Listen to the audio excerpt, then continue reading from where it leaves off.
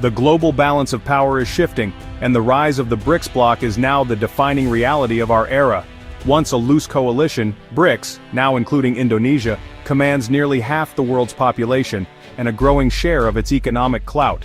No longer just an economic forum, BRICS is a political force determined to reform global governance and assert a multipolar world order. Recent summits have showcased this new reality, with leaders from the global south building a network that prioritizes sovereignty and non-interference. The bloc's diversity brings internal challenges, but its members are united in seeking a world where Washington's voice is just one among many. BRICS isn't an anti-Western crusade, it's a pragmatic coalition, each member pursuing its own interests as old certainties dissolve. The group's rise is not about simple opposition, but about a complex rebalancing that is redefining international relations. The world is no longer G7-centric. BRICS is now at the center of the global conversation. America's recent Indo-Pacific strategy has backfired, largely due to its own aggressive trade policies. The 2025 U.S. decision to slap 25% tariffs on Indian goods, punishing New Delhi for buying Russian oil, was a spectacular miscalculation. Instead of compliance, India retaliated, sparking a trade war and shattering the illusion of a shared U.S.-India strategic vision. This heavy-handed approach exposed a flaw in the America First doctrine. Treating partners like adversaries erodes trust and damages alliances. The tariffs signaled to India and the world that Washington's loyalty is conditional and transactional. The fallout has been global, with allies questioning America's reliability and India reassessing its foreign policy. Rather than isolating Russia and China, the U.S. inadvertently pushed India closer to them. The tariff gambit stands as a historic blunder, reshaping the Indo-Pacific's geopolitical landscape. India's response to U.S. pressure was swift and decisive, a pivot that redefined its global posture.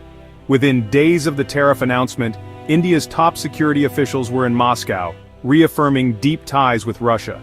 Simultaneously, Prime Minister Modi's high-profile visit to the Shanghai Cooperation Organization summit in China signaled a pragmatic thaw with Beijing.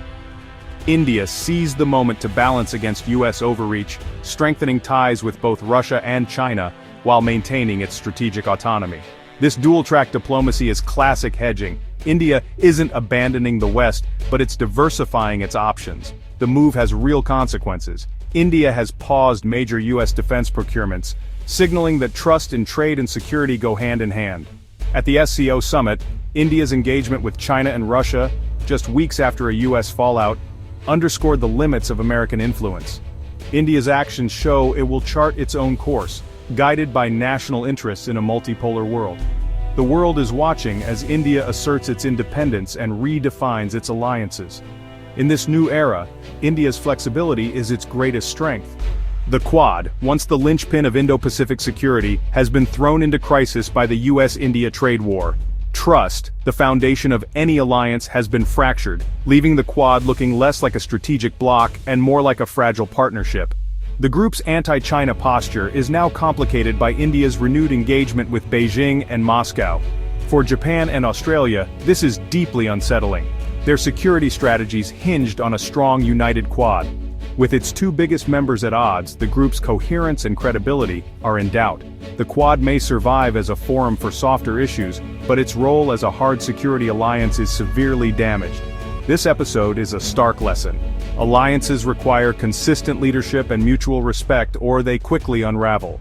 Washington's missteps have left a power vacuum that rivals are eager to fill. The Quad's future is uncertain, a casualty of America's failure to manage its alliances. As old alliances falter, middle powers like Indonesia are rewriting the rules of foreign policy. Indonesia's entry into BRICS is not a simple pivot away from the West, but a masterclass in multi-alignment.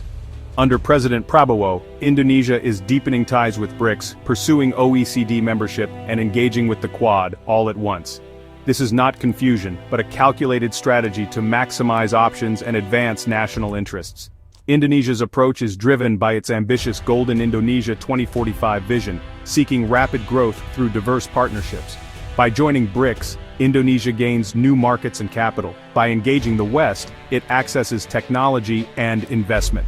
Jakarta's strategy is a playbook for other middle powers: refuse binary choices, leverage great power competition, and maintain autonomy.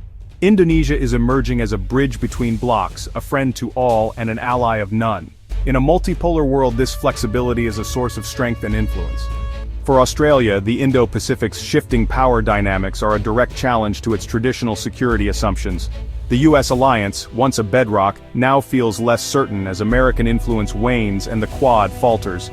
India's realignment and Indonesia's multi-alignment have left Australia exposed and searching for new bearings. The idea that democracies would naturally band together has proven naive in the face of Washington's inconsistent policies. Indonesia's new role in BRICS and its ties with China and Russia complicate Canberra's regional strategy.